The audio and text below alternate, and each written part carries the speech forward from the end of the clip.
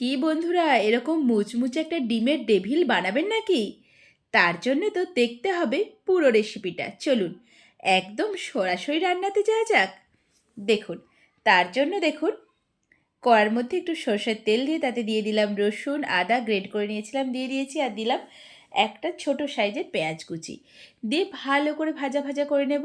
এবার ওর মধ্যে অ্যাড করব, দেখুন একটা আলু সেদ্ধ করে রেখেছিলাম, ওটাকে হাতের সাহায্যে একটু ম্যাশড করে দিয়ে দিলাম ডাইরেক্ট কড়াতে। দেখুন আলুটা দিয়ে তার মধ্যে দিয়ে দিলাম ধনেপাতা কুচি, দিয়ে ভালো করে নাড়াচাড়া করে নেব। ওর মধ্যে দিয়েছি চিলি ফ্লেক্স, আপনারা চাইলে কাঁচা লঙ্কা কিংবা ভাজা লঙ্কাও দিতে পারেন। আর দিলাম ভাজা মশলা, ভাজা মশলার লিঙ্ক তো আগেই দেয়া আছে আমার ডেসক্রিপশান বক্সে, দেখে নেবেন। আর দিলাম পরিমাণ মতো হলুদ গুঁড়ো, স্বাদ মতো নুন দিয়েছি, দিয়ে ভালো করে দেখুন ভাজা ভাজা করে আলুটাকে নামিয়ে নেব। দেখুন আলু কিন্তু রেডি। এরপরে দেখুন আলুটা ঠান্ডা হোক ততক্ষণে দেখুন 3 চামচ আমি নিয়েছি কর্নফ্লাওয়ার, নিয়ে দেখুন ওটাতে অল্প একটু জল আর নুন দিয়ে একটা ব্যাটার বানিয়ে নেব। মিডিয়াম একটা পুরো পুরো করে ব্যাটার বানিয়েছি, খুব পাতলাও না খুব একদম পুরোও না। দেখুন আর নিলাম ব্রেড ক্রাম্বস, কিছুই না। এরপর এতক্ষণে পুরটা ঠান্ডা হয়ে গেছে, দেখুন আলুটাকে নিয়ে একটু গোল করে নিয়ে হাতের সামনে চ্যাপটা করে নিয়েছি হাতে, দেখেছেন?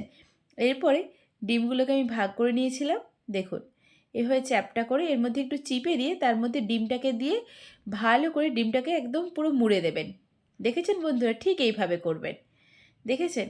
আপনাদের কিন্তু পুরো ভিডিওটা আমি দেখাচ্ছি, দেখে একদম ঠিকঠাক করে দেখে এইভাবেই বানাবেন, ভীষণ টেস্টি হয় খেতে। দেখেছেন কত সুন্দর শেপ হয়ে গেছে? এইভাবে কিন্তু আমি চপগুলোকে বানিয়ে নিয়েছি, আর কিছুই না। এরপর ব্যাটারে ডুবিয়ে একটু ব্রেড ক্রাম্বসে কোট করুন, আপনারা চাইলে ডবল কোটও করতে পারেন। আর এটাকে আপনারা 1 থেকে 2 থেকে 3 দিনও রেখে দিতে পারেন ফ্রিজের মধ্যে বানিয়ে, তার জন্য ডবল কোট অবশ্যই করে রাখবেন, তবে কিন্তু মুচমুচে হবে।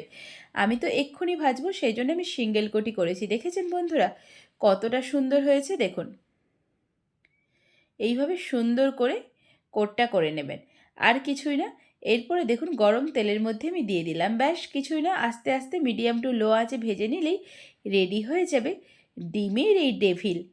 কি বন্ধুরা, রেসিপিটা সহজ হলো তো? দেখুন আমরা ভাবতাম কতই নাকি, কিচ্ছু না, একদম সহজ উপায়ে বানানো আপনাদেরকে দেখিয়ে দিলাম।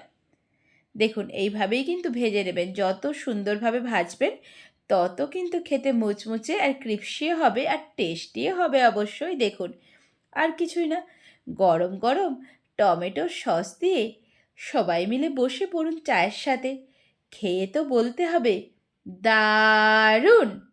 দেখুন, খান, অবশ্যই বানাবেন, বানাতে কিন্তু একদম ভুলবেন না বন্ধুরা। চলুন আজকের মতো বিদায়।